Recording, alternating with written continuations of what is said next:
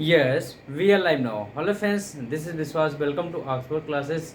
Discuss करेंगे हम लोग आज अपने कल की टॉपिक से आगे को, यानी कि कल की टॉपिक हम लोगों ने प्रेजेंट, यानी कि पिछले वीडियो में हम लोगों ने प्रेजेंट के सारे पार्ट पढ़ लिए, यानी कि टेंस चल रहा है। टेंस में हम लोग प्रेजेंट के सारे पार्ट, यानी कि present indefinite, present continuous, present perfect and present perfect continuous, ये सेशन अच्छे से कंप्लीट किया। उसके बाद हम कुछ स्पेशल कंडीशन प्रेजेंट टेंस की देखा, जैसे कि यूनिवर्सल ट्रूथ, हैप्चुअल एक्शन या रूटीन एक्शन, जो भी जिनका प्रयोग हम करना था उनको हम प्रेजेंट टाइम में करते हैं, ये मैंने वहाँ देख लिया। फिर हमने पास्ट की कंडीशन देखी, और पास्ट की कंडीशन में हमने पास्ट परफेक्ट को बहुत ही अच्छे ढंग से सीखा कि जो काम बाद में समाप्त होते हैं और कुछ काम जो पहले समाप्त होते हैं। और उसमें ये भी जाना कि आपका सिंपल सेंटेंस क्या होता है, कॉम्प्लेक्स सेंटेंस क्या होता है। तो ये मुख्य मुख्य बातें जो हम आपके एग्जाम में जो जहाँ से क्वेश्चन में उठ करके आता है, वो वहाँ पर मैंने सारी चीज़ें इंडिकेट कर दिया। तो अभी आप लोगों से यही आपका रिक्वेस्ट है कि वो बच्चे जो अभी तक उस वीडियो को ना देखे होंगे, तो वो जो उस वीडियो को ज़रूर देखेंगे, उसके बाद इस वीडियो पर आए, तब ये सीक्वेंस उनको बहुत ही अच्छा लगेगा और सीखने में भी बड़ा मज़ा आएगा। दोस्तों, मैं एक बात कहूँगा, कहीं भी रहिए, किसी भी चैनल पर रहिए, लेकिन एक ही चैनल पर स्टेबलेट होकर के पढ़िए। और यदि उस चैनल पर आपको पूरा क्रम से सारी वीडियो अवेलेबल हो, है ना, तो वो चीज़ें आपके माइंड में धीरे धीरे कॉन्सेप्ट क्लियर होते चले जाते हैं, क्योंकि चीज़ें लैंग्वेज में एक दूसरे से इंक्लूड होती हैं। जो चीज़ें हम प्रेजेंट में नहीं पढ़ते, यानी कि टेंस में नहीं पढ़ते, वो चीज़ें हम कंडीशनल सेंटेंस पढ़ते हैं। कंडीशनल सेंटेंस में नहीं पढ़ते तो सीक्वेंस ऑफ टेंस में पढ़ते हैं। तो ये चीज़ें आपके क्रम में चलती हैं। तो आइए ज़्यादा डिस्कस ना करके हम अपने टॉपिक को ले चलते हैं, फ्यूचर टेंस, है कि नहीं। तो देखिए, फ्यूचर कोई देखा जाए तो कोई टाइम होता नहीं है, बस ये इमेजिन होता है कि कोई फ्यूचर ऐसे हो सकता है ना दोस्तों। तो फ्यूचर ऐसे हो सकता है, तो फ्यूचर टाइम के लिए कुछ इमेजिनेशन होता नहीं, क्योंकि हमारी जितनी भी वर्ब बनी हुई हैं वो प्रेजेंट एंड पास्ट में बनी है कि नहीं। फ्यूचर की कोई भी वर्ब नहीं बनी है। फ्यूचर के लिए एक ही वर्ब है, जिसको हम किस नाम से जानते हैं, विल और सैल के नाम से। किसके नाम से जानते हैं, विल और सैल के नाम से जानते हैं। ये आपकी एक प्रकार से देखा जाए तो मॉडल वर्ब भी हैं, और मॉडल वर्ब है, इनके साथ हमेशा और हमेशा मेन वर्ब की फर्स्ट फॉर्म का प्रयोग किया जाता है। ये आपको विल और सैल जो कि मॉडल वर्ब है, हमेशा मेन वर्ब की फर्स्ट फॉर्म आपको इनके साथ प्रयोग करना होता है। Are you getting my point. तो दोस्तों, ये बातें हमें बता दी। अब यदि देखा जाए तो विल और सैल का प्रयोग हम लोग, एक मिनट को दोस्तों,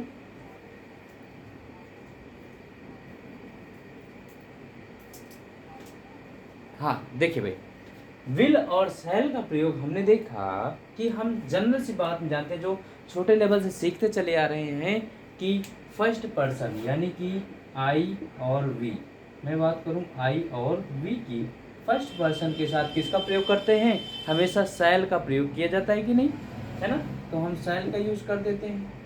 और बाकी आपका सेकंड पर्सन यानी कि यू या फिर अदर सब्जेक्ट, उनके साथ हम किसका प्रयोग करते हैं, विल का प्रयोग करते हैं। जरा एक बात बताइए दोस्तों हमको, कि ये जो हमने फर्स्ट पर्सन यानी आई वी के साथ सैल का प्रयोग किया है सॉरी, सेकंड पर्सन यू और बाकी थर्ड पर्सन विल यानी कि अदर सब्जेक्ट के साथ हम किसका प्रयोग किए, विल का प्रयोग किए। तो ये बताइए, क्या ये घटना किसकी है, फ्यूचर की है। तो क्या ये घटना घटेगी, ऐसा पॉसिबिलिटी होगी इसमें, ऐसा पॉसिबिलिटी होगी। एक बात बताइए हमको, क्या इसमें कोई ऐसी घटना होगी जिसकी पॉसिबिलिटी होगी कि ये घटना हो भी सकती है और नहीं भी हो सकती है कि नहीं। अब जब घटना हो भी सकती है, नहीं भी हो सकती है, तो इसको हम किसकी कैटेगरी में रखते हैं, नॉट फिक्स्ड। ध्यान रखिएगा दोस्तों, किसकी कैटेगरी में, नॉट फिक्स्ड। यानी कि यहाँ पर आपका जो ओपिनियन है, जो आपकी ओपिनियन है, वो फिक्स्ड यहाँ पर नहीं होती। यानी कि आपका ओपिनियन, आपका पॉइंट ऑफ व्यू यहाँ पर फिक्स्ड नहीं होता कि वो घटना होगी या नहीं। मैं उसकी मदद करूँगा, है कि नहीं, मैं उसकी मदद करूँगा, तो उसकी मदद करूँगा, इसमें पॉसिबिलिटी है कि नहीं है, दैट इज़ नॉट श्योर, है कि ना दोस्तों, ये श्योर नहीं है। तो जब श्योर नहीं है, तो इसमें दो बातें मैं कहूँगा, कि इसमें आपका इंटेंशन आता है और ये आपका फ्यूचर एक्शन आता है, फ्यूचर एक्शन आता है। अब ये क्या है भाई, जब कोई फ्यूचर में हम कोई एक्शन करना चाहते हैं तो आपका फ्यूचर एक्शन होता है। मैं पढ़ इलाहाबाद जाऊंगा, मैं आगरा ताजमहल देखने जाऊंगा, है ना। जो आपका फ्यूचर इमेजिन होता है वो दैट इज इमेजिन होता है, फ्यूचर प्लान होता है, that is your future action. Intention क्या है, जैसे कि इंटेंशन मैं बताऊं कि आपको जैसे मान लीजिए अच्छी खासी बारिश हो रही है तो उसमें बारिश का मौसम वैसे भी सुहावना होता है। तो आप लोग ज़रा कहेंगे कि भाई आज कुछ बढ़िया बारिश हो रही है और इसमें कुछ चाय वाय हो जाए तो बहुत अच्छी बात है। तो अब चाय की बात आएगी तो हाँ हाँ हाँ भाई चाय हो जाए। तो देखिए लोगों का इंटेंशन थोड़ा सा, पहले बारिश हो रही थी, अच्छा इंटेंशन कुछ और था, लेकिन चाय की बात आ गई तो वहाँ पर इंटेंशन कुछ और हो गया। लेकिन फिर मैंने बात रखी कि अब चाय के साथ तो कुछ लेना पसंद करेंगे जैसे पकौड़े वगैरह। अरे वाह जी वाह, जब पकौड़े की बात आ गई तो फिर आपका इंटेंशन क्या हुआ, चेंज हो गया कि नहीं। फिर मैंने कह दिया कि पकौड़े खिलाने वाला चाहिए या खुद खा लेंगे। अरे भाई वाह जी वाह, क्या बात है, खिलाने वाला मिल जाए तो क्या बात है। इंटेंशन आपका क्या है, बदलता रहता है। ओपिनियन, इसी को हम क्या कह सकते हैं, ओपिनियन। ये आर्गुमेंट, तो ओपिनियन और ये फ्यूचर एक्शन ये आपके बदलते रहते हैं। तो इसीलिए मैंने इसको किस कैटेगरी में रखा, नॉट फिक्स। यानी कि यहाँ पर जो हम बात कहेंगे वहाँ पर हमारा उस बात को कहने का, उस चीज़ को, वक्तव्य को बताने का, कार्य को होने का, वो उसका पॉइंट ऑफ व्यू फिक्स्ड नहीं होगा। डू यू अंडरस्टैंड मी, है कि नहीं। तो दोस्तों अब ज़रा मैं जैसे कह दूँ कही गई बात के अपोजिट कुछ ना कुछ मीनिंग निकल कर आती है। जैसे ये मार्कर सबसे अच्छा चलता है, ध्यान सुनिएगा मेरी बात, ये मार्कर सबसे अच्छा चलता है, बाकी सारे मार्कर नहीं चलते। यानी कही गई बात के अपोजिट कुछ मीनिंग निकल कर आ रही कि नहीं। मैं कह दूं आज बारिश हुई, आज बारिश हुई यानी कल बारिश नहीं हुई थी, है कि ना। तो कही गई बात के जस्ट अपोजिट कुछ मीनिंग निकल कर आता है, कुछ अर्थ निकल कर आता है जो यहाँ पर, यानी इसका भी कुछ अपोजिट होगा। यानी कि अपोजिट होने का मतलब ये है दोस्तों, ये फिक्स नहीं है तो कुछ ऐसी बात होगी जिसको हम फिक्स कर सकते हैं। और फिक्स की कैटेगरी में क्या रखते हैं, इसी को उल्टा, यानी कि फर्स्ट पर्सन आई वी के साथ विल का प्रयोग, बाकी अदर सब्जेक्ट इनके साथ हम किसका यूज कर दें, शैल का प्रयोग। तो यहाँ पर जो आपका पॉइंट ऑफ व्यू होगा, जो आपका ओपिनियन होगा, वो क्या होगा, फिक्स होगा। Are you getting my point, ठीक है। ये फिक्स्ड होगा। जब ये फिक्स्ड होगा तो फिक्स कैसे, जैसे आप किसी को क्या करते हैं, किसी से आप प्रॉमिस करते हैं, है ना, किसी से आप प्रॉमिस करते हैं। भाई आप किसी से भी वादा करते हैं, जिस समय आप वादा करते हैं उस समय आपका पॉइंट ऑफ व्यू हमेशा क्या होता है, फिक्स्ड होता है। अरे गेटिंग माय पॉइंट, फिक्स होता है। या आप किसी को क्या करते हैं, चेतावनी देते हैं, थ्रेट। आप किसी की चेतावनी देते हैं, अरे याद है धर्मेंद्र का डायलॉग, माँ कसम चुन चुन के मारूंगा, है कि नहीं। तो वो जो उनका पॉइंट ऑफ व्यू होता है वो क्या होता है, फिक्स होता है। या फिर कोई ऑफिशियल इंस्ट्रक्शन हो, क्या हो, ऑफिशियल इंस्ट्रक्शन, यहाँ दिख रहा है भाई ऑफिशियल इंस्ट्रक्शन, ठीक। तो कोई ऑफिशियल इंस्ट्रक्शन हो, यानी कि जैसे कही गई बात हो, no other candidates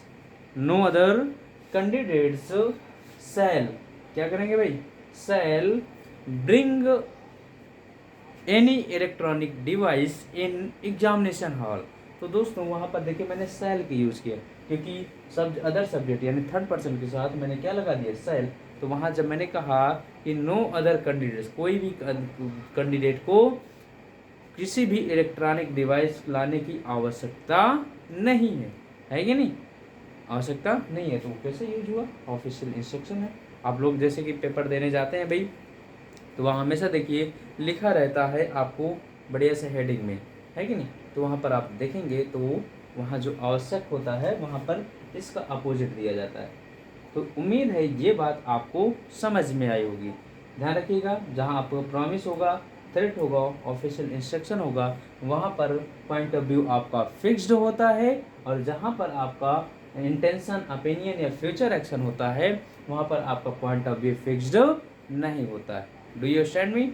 are you getting my point? चलते हैं दोस्तों, अब बात को आगे बढ़ाते हैं कि विल और शैल का प्रयोग किस तरीके से करते हैं, इनका जो है आप स्ट्रक्चर क्या है, आगे आगे बातें देखते चलिए, बताएंगे जहाँ आपको एग्जाम में आपसे पूछा जाता है भाई। ठीक है ना? देखिए दोस्तों,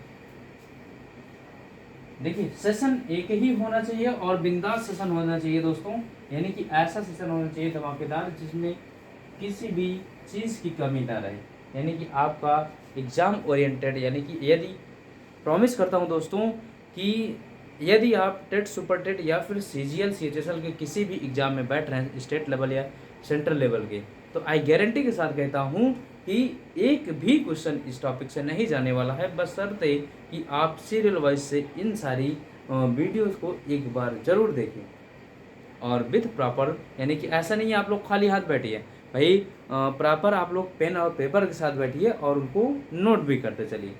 आइए डिस्कस करते हैं। हम जानते हैं कि ये फ्यूचर टाइम चल रहा है, और फ्यूचर टाइम में यदि हम फ्यूचर इंडेफिनिट की बात करते हैं, फ्यूचर इंडेफिनिट की बात करते हैं, तो इंडेफिनिट में हम स्ट्रक्चर बनाते हैं दोस्तों, स्ट्रक्चर। तो यहाँ पर हम सब्जेक्ट, उसके बाद हम क्या यूज करते हैं भाई, विल, शैल, मेन वर्ब की फर्स्ट फॉर्म, ऑब्जेक्ट। ये आपका अफर्मेटिव सेंटेंस बन गया। इसी का हम निगेटिव बनाने की कोशिश करते हैं, कैसे बनेगा भाई, सब्जेक्ट, उसके बाद will, shall, not, main verb की फर्स्ट फॉर्म, ऑब्जेक्ट। ये क्या है आपका निगेटिव सेंटेंस तैयार हो गया। इंट्रोगेटिव बनाएंगे तो इसी हेल्पिंग वर्ब को सब्जेक्ट के पहले रखना होगा, और सब्जेक्ट पहले रख देंगे तो क्या हो जाएगा, सबसे पहले विल, शैल, उसके बाद सब्जेक्ट, उसके बाद मेन वर्ब की फर्स्ट फॉर्म, देन आपका ऑब्जेक्ट। ये आपका क्या है भाई, यस नो टाइप बन गया। WH वर्ड बनाना है, अरे यस नो टाइप WH समझ रहे हैं ना भाई, है ना? पहला वीडियो देखेंगे तो वहाँ समझ जाएंगे। अरे यस नो टाइप यानी जिसकी शुरुआत यानी क्वेश्चन वाले वर्ड से हो, और WH वर्ड यानी कि जो 20 में क्वेश्चन वाले वर्ड हो उनकी शुरुआत WH वर्ड से होती है। जैसे WH वर्ड, इसके बाद आपको पूरा सेंटेंस ये वाला, यानी कि हेल्पिंग वर्ब में क्या लगाएंगे, विल या शैल, उसके बाद मेन वर्ब, सब्जेक्ट, उसके बाद main verb, first form, object. ये आपका yes no type WH word type का ये क्वेश्चन बन करके तैयार हो गया। एक बार जरा इसको देखिए, देख लिया भाई, affirmative sentence, negative sentence, interrogative sentence, यानी यस नो टाइप का, और ये WH वर्ड का। ठीक है भाई, कोई दिक्कत, कोई परेशानी नहीं होना चाहिए। अब इसमें मैं आपको कुछ क्वेश्चन देता हूँ, आप लोग करते चलिए, देखिए।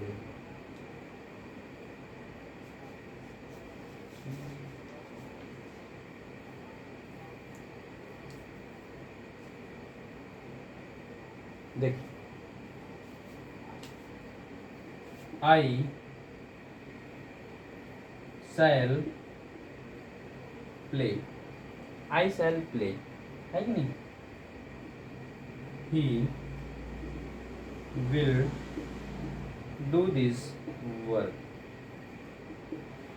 ठीक, ये तो यहाँ कोई समस्या, कोई परेशानी नहीं होनी चाहिए। देखिए एग्जाम में आपसे कैसे क्वेश्चन पूछा जाता है, देखिए दोस्तों,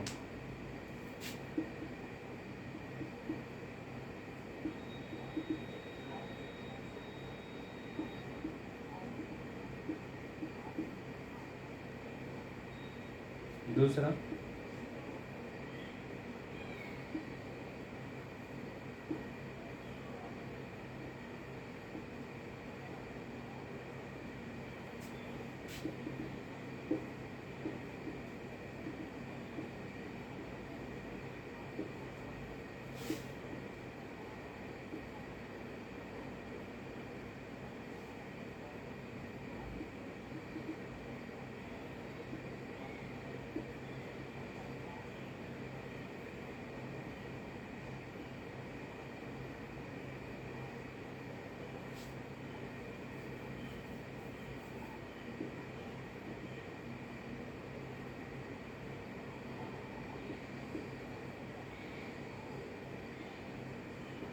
देखिए दोस्तों, अब जरा इसको करिए भाई। यहाँ किस तरीके से आपसे क्वेश्चन यहाँ पूछा जाता है, देखिए, they will done this work, why Mohan will do this work, why do Ram his lesson, है कि नहीं। जरा करिए भाई इसको, कैसे करें, क्या समस्या है यहाँ पर, तो दिमाग को जोर डालिए। देखिए इस तरीके से आपको स्टेट लेवल के एग्जाम में यहाँ से पूछता है, तो ये छोटी छोटी चीज़ें आप जानते रहिए, पहचानते रहिए, क्योंकि यही चीज़ें आपको पार्ट्स ऑफ स्पीच में बहुत ही अच्छी, यानी बहुत ही उपयोगी साबित होने वाली हैं। तो यहाँ देखिए दोस्तों, विल लगा है, मॉडल वर्ब है, और इनके साथ हमेशा मेन वर्ब की फर्स्ट फॉर्म आएगा, तो क्या आ जाएगा भाई, डू आ जाएगा। आइए देखिए, डब्ल्यू एच वर्ड टाइप है, और डब्ल्यू एच वर्ड टाइप में जानते हैं कि सब्जेक्ट पहले क्या लगता है, हेल्पिंग वर्ब, तो विल का प्रयोग हम मोहन से पहले कर देंगे। अब यहाँ पर देखिए, राम भी है, यानी दो आपका हेल्पिंग वर्ब मेन वर्ब दोनों सब्जेक्ट के पहले ही आ गया, तो यहाँ पर एक वर्ब को यानी मेन वर्ब को सब्जेक्ट के बाद रखना होगा। इस तरीके से यहाँ गलती आपसे पूछी जाती है। अब देखिए दोस्तों, जरा इसका निगेटिव बनाएंगे 1 मिनट के लिए, या इसका निगेटिव बनाएंगे, कैसे बनाएंगे भाई, तो निगेटिव बनाने के लिए ये स्ट्रक्चर फॉलो करना पड़ेगा, और ये स्ट्रक्चर फॉलो करने के लिए आपको क्या करना है, यानी सब्जेक्ट रखना है, he will not do this work, ये होगा, है कि नहीं। अब इसका इंट्रोगेटिव बनाएंगे, कैसे हो जाएगा भाई, इसका बनाते हैं, तो विल को यानी हेल्पिंग वो पहले ले लेंगे, he will he do this work, ये आपका एचनो टाइप को बन गया। क्या कोई किसी कोई समस्या है भाई ये बनाने में, तो कोई समस्या नहीं होनी चाहिए। इसको आप बिल्कुल कई तरीके से बना करके आप प्रयोग कर लीजिएगा, कोई भी दिक्कत कोई परेशानी इस शिक्षा से नहीं होने वाला है, ठीक है भाई। चले, तो ये प्रेजेंट इंडेफिनिट की बात थी, जो इसका स्ट्रक्चर इस तरीके से बना, देख लीजिए आप लोग। तो मैं आगे चलता हूँ भाई।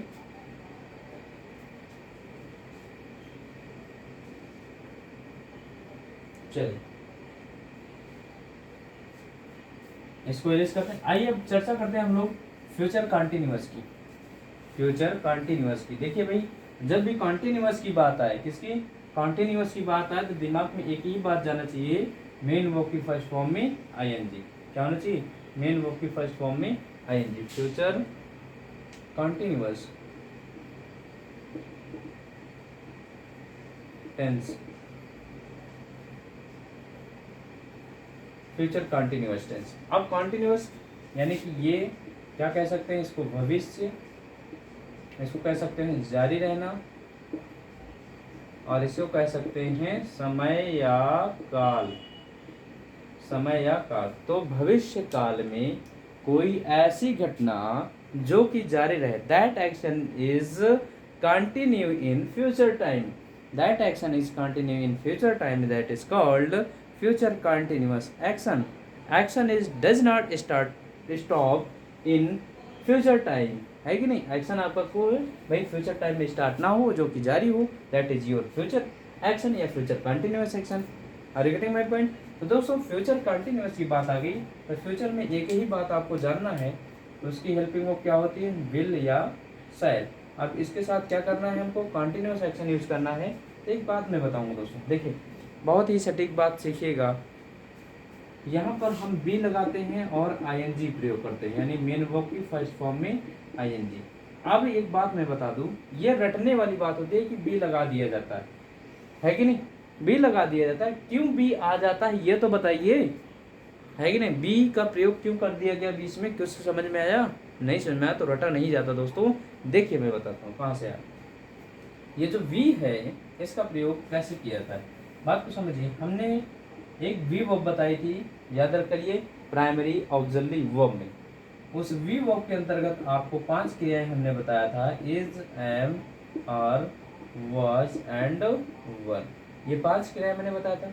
इस यानी इन 3 क्रियाओं पर नजर डाले तो ये प्रेजेंट टाइम शो करती हैं, प्रेजेंट, और इन 2 क्रियाओं पर नजर डालें तो ये पास्ट टाइम शो करती हैं। और ये प्रेजेंट टाइम में किस एक्शन को फॉलो करती हैं, जब एक्शन बताइए तो एक्शन मैंने 4 बताया था, तो ये एक्शन फॉलो करती हैं कंटिन्यूअस, यानी कि इनके साथ मेन वर्ब की आईएनजी फॉर्म प्रयोग किया जाता है कि नहीं, है ना। और ये भी एक्शन पास्ट टाइम में है, और इनका भी एक्शन किस में होता है भाई, कंटिन्यूअस में होता है, कंटिन्यूअस में, है कि नहीं। अब जब इनके साथ कंटिन्यूअस हो गया इसके साथ कंटिन्यूस हो गया। अब हमको यानी ये प्रेजेंट हो गया, पास्ट हो गया, तो फ्यूचर में भी तो कंटिन्यूस आ गया। जब फ्यूचर में भी कंटिन्यूस हो गया तो फ्यूचर के लिए क्या यूज़ करें कंटिन्यूस हो करने के लिए, तो उसके लिए आपकी ये वी वर्ब होती है। इसी वी को हम यहाँ पर लिख करके आईएनजी फॉर्म जोड़ देते हैं, है कि नहीं। मेन वर्ब की फर्स्ट फॉर्म में आईएनजी।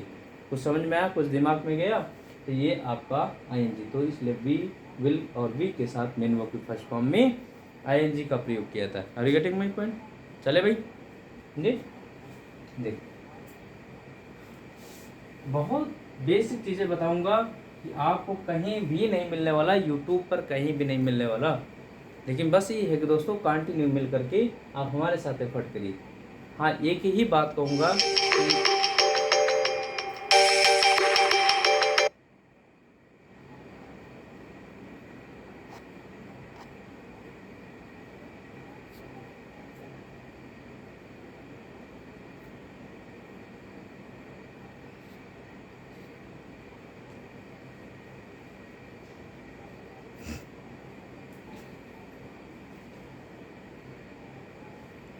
कि आप लोग एकदम बराबर से, अभी तक आप लोग अभी हमारे चैनल को सब्सक्राइब ना किए हों तो सब्सक्राइब कर दें, और साथ ही साथ बेल आइकन को प्रेस कर दें, क्योंकि हर वीडियो का नोटिफिकेशन आप तक पहुंचा रहे।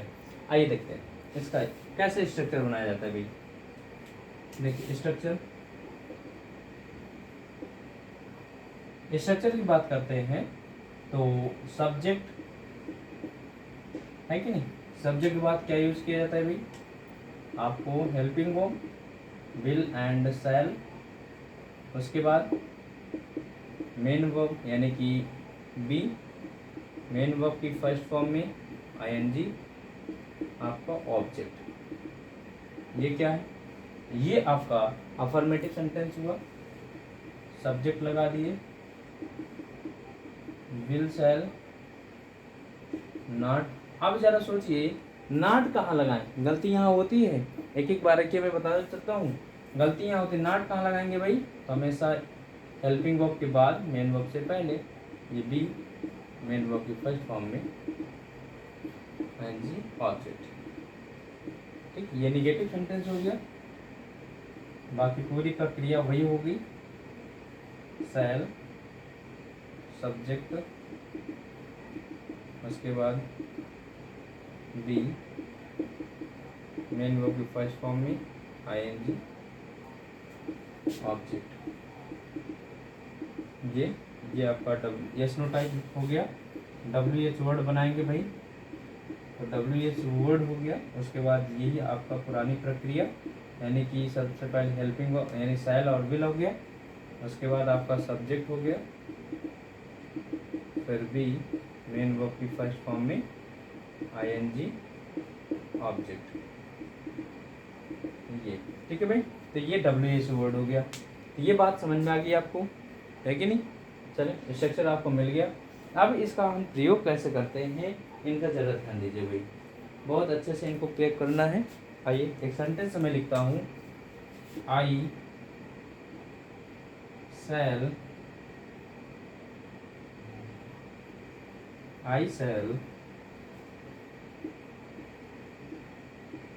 रीडिंग। यहाँ पर एक ऑप्शन दे रखा है,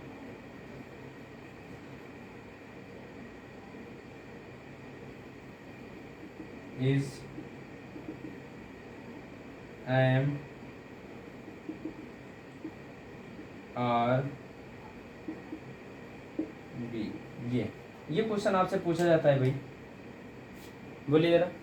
आई शैल इज एम आर बी, क्या लगाएंगे, बी लगाएंगे, यानी कि आई शैल बी रीडिंग। ठीक है भाई, चले यहाँ पर ये गलती मत करिएगा। अब इसका जरा निगेटिव बनाएंगे, कैसे बनाएंगे, निगेटिव बनाने की क्या हो जाएगा, आई शैल नॉट बी रीडिंग। इसका इंट्रोगेटिव बनाएंगे, बनाइए इसका जरा, तो क्या हो जाएगा, शैल आई बी रीडिंग। ये हो गया, है कि नहीं। ठीक, तो इस तरीके से हम सेंटेंस को कंप्लीट करते हैं और हर टॉपिक को अच्छे से समझते हैं। ये बात समझ आ गई। चलिए आगे ले चलते हैं भैया। आपको यहाँ तक किसी कोई समस्या तो नहीं है। बोलिए। आइए देखते हैं। देखिए एग्जाम में और कैसे पूछा जाता है भाई। देखिए मैं एग्जाम्पल लिखता हूँ। When I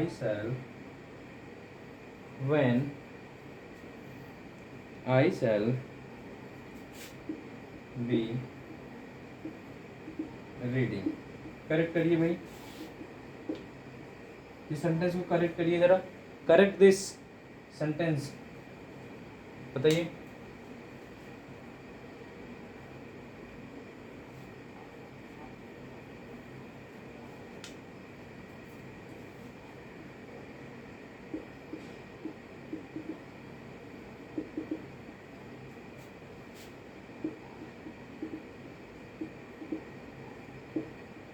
बनाइए।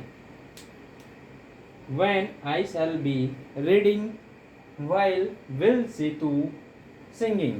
तो ये आपसे कुछ ना कुछ आपको गड़बड़ी करके देगा भाई, तो आप हमेशा जान लीजिए, छोटी छोटी बातों का हमेशा ध्यान रखा करिए।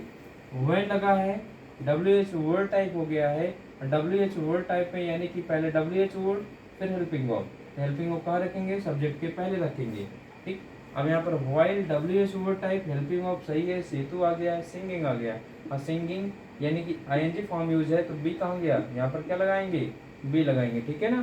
तो इस तरीके से कुछ ना कुछ आपको एग्जामिनर गुमराह करके ही पूछेगा, तो ये जानते रहिए। ऑप्शन में इसको दे देगा भाई, AJMR के साथ भी लगा देगा, है ना। तो जानते रहिए इसका प्रयोग हम कैसे करते हैं। ये कॉन्टिन्यूस, जैसे मैं आपको एक ट्रांसलेशन करने के लिए दूं, जरा देखिए। देखिए भाई,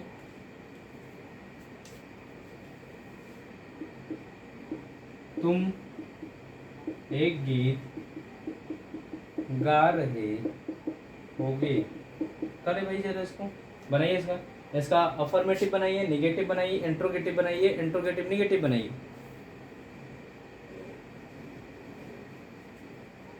तो क्या हो जाएगा भाई, गा रहे होंगे तो यू विल, उसके बाद वर्ब चाहिए है कि नहीं, गा रहे होंगे कंटिन्यू है, क्या लगाएंगे, be singing a song, singing a song, ठीक। You will be singing a song. अब इसका निगेटिव बना दीजिए जरा, क्या हो जाएगा, you will not be singing a song, you will not be singing a song, ठीक। अब इसका इंट्रोगेटिव बना देंगे तो will you be singing a song. Interrogative negative बनाएंगे तो will you not be singing a song. That is your sentence. We make affirmative, negative, interrogative and interrogative negative. Are you clear, are you getting my point. चले भाई, ये चीज़ें समझ में आ गई। अरे एक एक पॉइंट नहीं जाएगा, कहीं नहीं जाएगा भाई, एक एक टॉपिक को अच्छे से क्लियर करते चलिए। आइए, तो बन गया ना सारी चीज़ें, जो तो किस तरीके से पूछा जाता है आपसे एग्जाम में। तो ये टेंस है, टेंस आपको एकदम स्ट्रॉन्ग कर लेना है भाई, क्योंकि यही आपका मूल जो है, कहते नहीं है कि स्ट्रक्चर होता है, यानी कि ये तैयार रहता है तो उसको हम बाकी अरेंज करने में आपका पार्ट्स ऑफ स्पीच काम देने लगता है कि नहीं। पहले स्ट्रक्चर बना लेते हैं, फिर स्ट्रक्चर को बढ़िया समझोते हैं, यानी कि सेंटेंस का पहले स्ट्रक्चर प्रारूप तैयार हो जाता है, फिर उसमें एडजस्ट करते हैं, पहले नाउन आएगा कि प्रोनाउन आएगा कि वर्ब आएगा कि एडजेक्टिव आएगा, ये चीज़ें हम पार्ट्स ऑफ स्पीच में उसको सजोने का काम करते हैं। Are you getting my point. अब चलते हैं, हेडिंग डालते हैं फ्यूचर परफेक्ट टेंस। क्या डालते हैं, future perfect tense, future perfect tense. अब फ्यूचर परफेक्ट टेंस क्या है, तो ध्यान दीजिएगा, यानी कि ये क्या होता है, भविष्य, और ये क्या होता है, परफेक्ट यानी पूर्ण होना, और ये क्या होता है, समय या काल, काल या समय।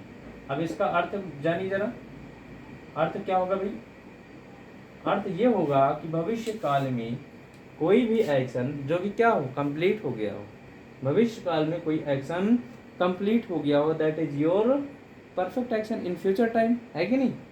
That action is completed in future time is called future perfect action. Future perfect time है कि नहीं, तो ये फ्यूचर परफेक्ट टेंस होता है। और यदि बात आ गई फ्यूचर की, ध्यान दीजिएगा, फ्यूचर में हम जानते हैं कि हेल्पिंग ऑफ क्या है, विल और शैल है। और जानते हैं परफेक्ट में क्या होता है, आपको परफेक्ट में हैज और हैव का प्रयोग किया था, है कि नहीं, ये जानते हैं। लेकिन यहाँ पर ध्यान रखिएगा, एक वर्ब हम जानते हैं हैव वर्ब, क्या जानते हैं, हैव वर्ब, है कि नहीं, उसी हैव वर्ब को यहाँ शो करना है, तो यानी कि विल और शैल के साथ किसका यूज करते हैं, हैव का। अब ये टेंस है, अब इसके साथ क्या लगा देंगे भाई, जरा बताइए,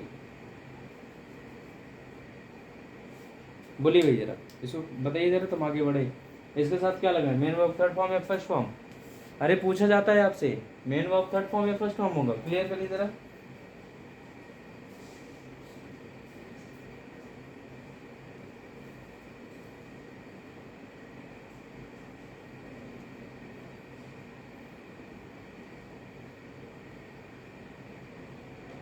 नहीं समझ में, अरे भाई यहाँ पर बिल सेल आपने लगाया, बिल सेल के बाद हैव लगाया, हैव के साथ क्या लगेगा, मेन वर्ब की थर्ड फॉर्म लगेगा, है कि नहीं, ये आपका होता है बिल सेल हैव के साथ मेन वर्ब की थर्ड फॉर्म। ये गलती मत करिएगा कि यहाँ फर्स्ट फॉर्म लगाना है, अब तो बिल हैव लगा है, हैव के साथ क्या लगाना है, मेन वर्ब की थर्ड फॉर्म। अब जरा सेंटेंस लिखिए, अब करिए, हमको पता था कि आप लोग इसमें कंस्ट्रक्टर हो जाएंगे, ठीक है, इसको करिए भाई जरा, स्ट्रक्चर बनवा दें, चलिए, हाँ स्ट्रक्चर बनवा ही दीजिए, है कि नहीं, देखिए स्ट्रक्चर कैसे बनेगा भाई, सब्जेक्ट, उसके बाद विल सेल, इसके साथ हैव, मेन वर्ब की थर्ड फॉर्म, ऑब्जेक्ट, ये क्या है आपका अफर्मेटिव सेंटेंस। और यदि निगेटिव बनाना है तो सब्जेक्ट, विल सेल, क्या लगा दें, नॉट, हैव, मेन वर्ब की third form, object, that is your negative sentence. And this subject, पहले will and shall, subject and have, then main verb की third form, object, that is your yes no type question word, ठीक, yes no type। और WH word बनाने के लिए सबसे पहले WH word, then helping verb, will shall, subject, have, main verb third form, object, that is your WH word question interrogative sentence, ठीक है भाई, ये बात समझ में आ गई, इनको बना लीजिए अच्छे से, तो आगे चलते हैं।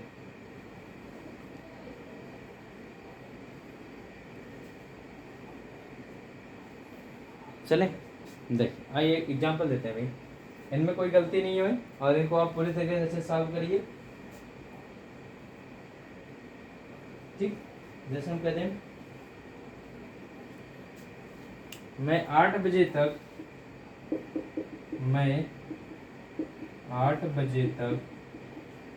यह काम समाप्त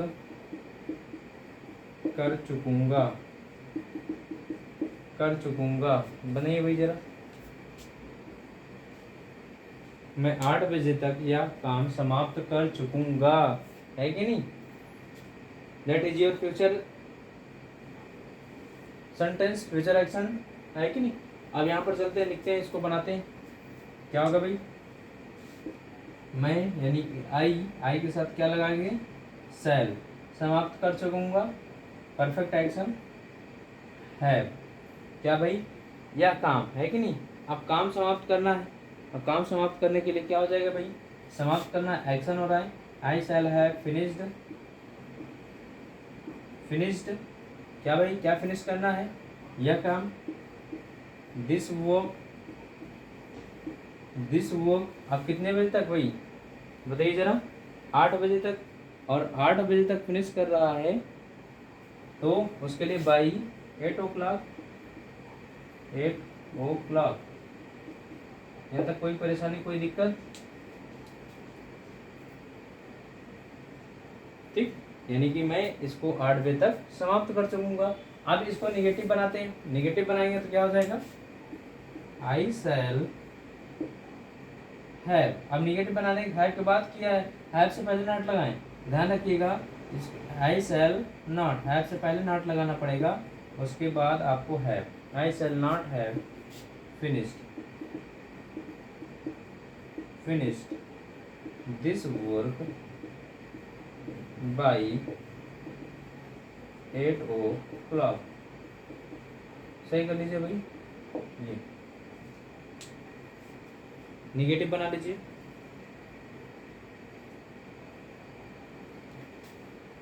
ठीक है, बनिए निगेटिव। देखिए टेंस में आपको कोई समस्या नहीं होगी, टेंस बहुत ही इजी होता है, इसके लिए परेशान होने की ज़रूरत नहीं है भाई, क्योंकि इसको निगेटिव इंट्रोगेटिव आप बहुत ही आसानी तरीके से बना सकते हैं, इसको परेशान होने की यहाँ पर ज़रूरत नहीं है।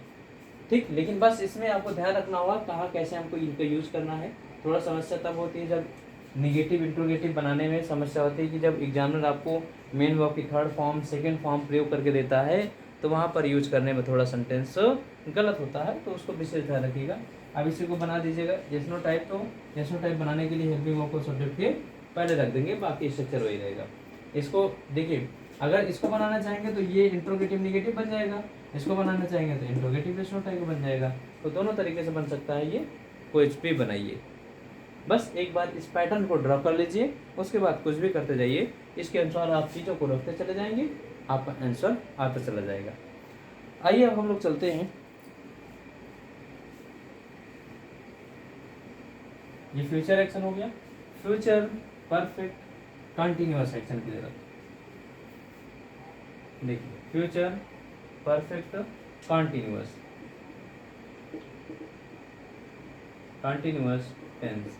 अब इसकी ओर चलते हैं, बहुत ही अच्छा टॉपिक है, समझिए जरा। अब फ्यूचर मीन्स भविष्य, परफेक्ट मीन्स पूर्ण होना, और कॉन्टिन्यूअस मीन्स जारी रहना, और टेंस मीन्स समय या काल। अब ऐसा भविष्य में कोई ऐसा जो है एक्शन हो जो कि क्या हो, पूर्ण भी हो और जारी भी रहे। कुछ ऐसा एक्शन हो जो कंप्लीट हो लेकिन फिर भी जारी हो, that is your future perfect action. That action is continue in present time and some action is finished in future time. ठीक है भाई, कंटिन्यू भी हो और आपको कुछ ना कुछ एक्शन फ्यूचर में समाप्त भी हो जाए, that is your future perfect continuous action. Repeating my point, तो फ्यूचर परफेक्ट कंटिन्यूअस एक्शन, इसके लिए आपको ध्यान रखना होगा। फ्यूचर में हम जानते ही हैं कि विल और शैल आता ही आता है, और परफेक्ट में हमने देख लिया क्या लगाते हैं, हैव, और उसके साथ यानी क्या लगाते हैं, हैव के साथ बीन, ये लगाते हैं ना भाई, बीन लगाते हैं। अब जरा इसके बाद क्या करें बताइए, तो इसके बाद कंटिन्यूअस शो करने के लिए हमको मेन वर्ब की फर्स्ट फॉर्म में क्या लगाना है, आईएनजी लगाना है, उसके बाद आपका ऑब्जेक्ट करना है, यही प्रयोग करना है। बस यहाँ पर आपको सब्जेक्ट लगा देना है, that is your affirmative structure. बोलिए बनिए कि नहीं भाई, कोई परेशानी यहाँ तक?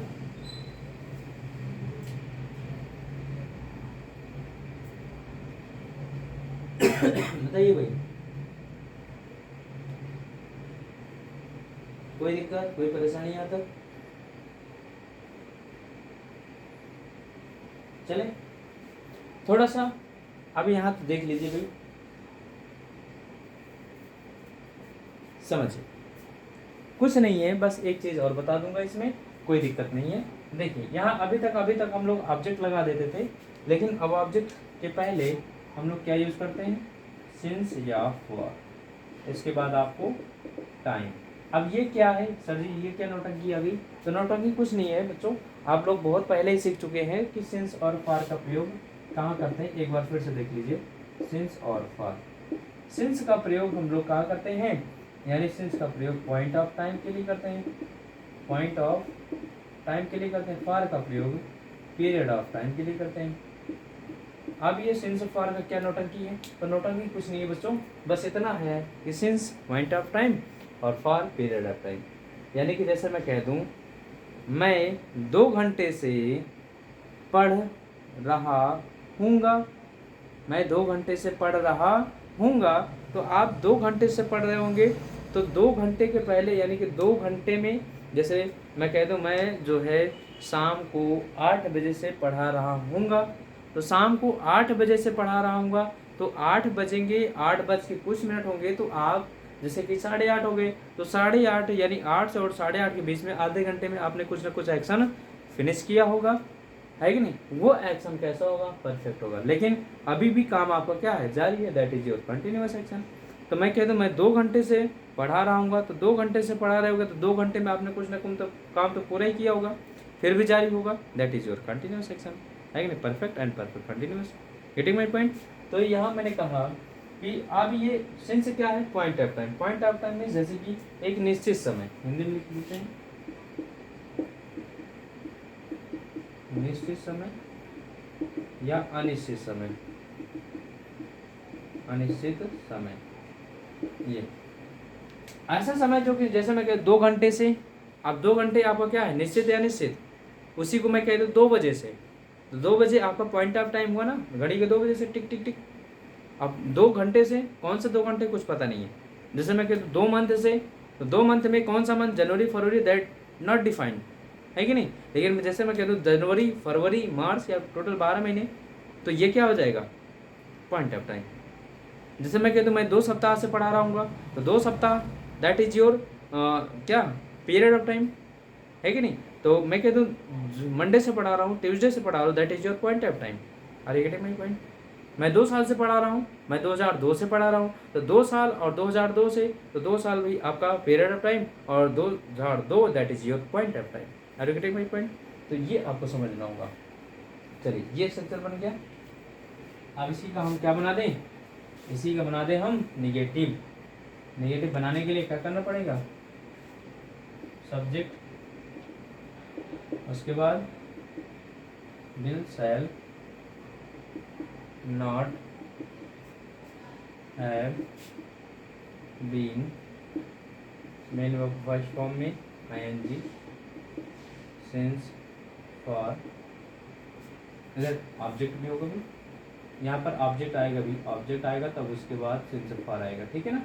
ध्यान दीजिएगा, ऑब्जेक्ट, उसके बाद सिंस, फॉर प्लस टाइम, ये नोट कर लीजिएगा। निगेटिव सेंटेंस बन गया। इंट्रोगेटिव बनाने के लिए मैं यही समझा देता हूँ। इंट्रोगेटिव बनाने के लिए इस विल शैल को यहाँ पर लिख देंगे, यानी कि उसके बाद सारा स्ट्रक्चर हो जाएगा। अब WH वर्ड बनाना है, तो जब यस नो को बना लीजिएगा, तो सबसे पहले WH वर्ड लिख दीजिएगा, वो आपका WH वर्ड टाइप हो जाएगा, ठीक है भाई? तो इस तरीके से ये आप इसको कंप्लीट कर दीजिएगा स्ट्रक्चर, यानी कि अफर्मेटिव बन गया, नेगेटिव बन गया, इंट्रोगेटिव इसको याद रख करके सब्जेक्ट के बाद सारी कहानी लिख दीजिएगा, यस नो टाइप बन जाएगा। और सारी कहानी यस नो टाइप बनाने के बाद सिर्फ यस नो के पहले हम लगा देंगे WH वर्ड, तो ये आपका WH वर्ड टाइप बन जाएगा। आइए एग्जाम्पल करते हैं।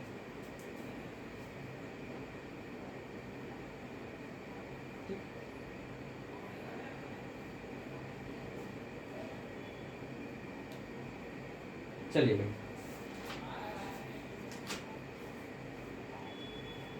देख, हम जैसे कहते हैं हम 4 बजे से हॉकी खेल रहे होंगे, खेल रहे होंगे। हम 4 बजे से हॉकी खेल रहे होंगे, बनाइए भाई जरा, कैसे बनाएंगे भाई? तो हम क्या, अंग्रेजी बी, उसके बाद शैल, उसके बाद हैव, क्या हो जाएगा? Been, playing, playing hockey, hockey. अब सिंस लगाएं 4 बजे से, 4 बजे आपका पॉइंट ऑफ टाइम या पीरियड टाइम, मैं 4 बजे कह दिया या 4 घंटे से कह देता तो आपका पीरियड ऑफ टाइम, लेकिन मैंने यहाँ 4 बजे से, घड़ी के टिक टिक टिक टिक 4 बजे से, तो वो 4 बजे आपका पॉइंट ऑफ टाइम हुआ। पॉइंट ऑफ टाइम के लिए क्या आ जाएगा? Since, since 4 o'clock, 4 o'clock। Negative point, ठीक। तो इसका नेगेटिव बनाएंगे, तो हम 4 घंटे 4 बजे से नहीं खेल रहे थे, तो यहाँ क्या हो जाएगा? सिर्फ और सिर्फ हमको क्या लगाना है? नॉट, किसकी? शैल और हैव के बीच में नॉट लगा दें, ये आपका निगेटिव बन जाएगा। इसी को इंट्रोगेटिव बना लीजिए, इंट्रोगेटिव बनाने के लिए शैल को पहले रख लीजिए। ठीक, कुछ बात समझ में आ गई यहाँ तक? तो इसको विशेष ध्यान रखिएगा, इस पे क्वेश्चन पूछा जाता है सिंस और फॉर पर, कि सिंस क्या है, फॉर क्या है, इसके यूज में थोड़ी सी गड़बड़ी होती है, यानी कि पॉइंट ऑफ टाइम और पीरियड ऑफ टाइम समझने में, तो वो बिल्कुल आप हिचकिचाइएगा मत। आपको यानी कि जैसे मैंने कहा 12 महीने, तो 12 महीने, या मैं कह दूँ 4 महीने से, 6 महीने से, 10 महीने से, 12 महीने से, तो महीना that is your period of time, month that is your period of time. लेकिन महीने का नाम बता दूँ जनवरी फरवरी, तो is your point of time. सप्ताह कह दूँ तो सप्ताह में योर पॉइंट ऑफ टाइम नहीं होगा, पीरियड ऑफ टाइम होगा। लेकिन मैंने जनवरी संडे मंडे का नाम दे दिया, तो that is your point of time. ठीक है ना भाई? जैसे ओकेजन होली दिवाली की बात करेंगे तो योर पॉइंट ऑफ टाइम है ना, तो मॉर्निंग इवनिंग की बात करेंगे तो पॉइंट ऑफ टाइम। लेकिन जैसे मैं कह दूँ 4 साल 5 साल है कि नहीं, तो that is your period of time. 1990 say that is your point of time. Getting my point? तो दोस्तों सेशन कैसा लगा आप लोग बताइए कमेंट बॉक्स में। मिलते हैं नेक्स्ट वीडियो में, तब तक के लिए thanks for watching, thank you.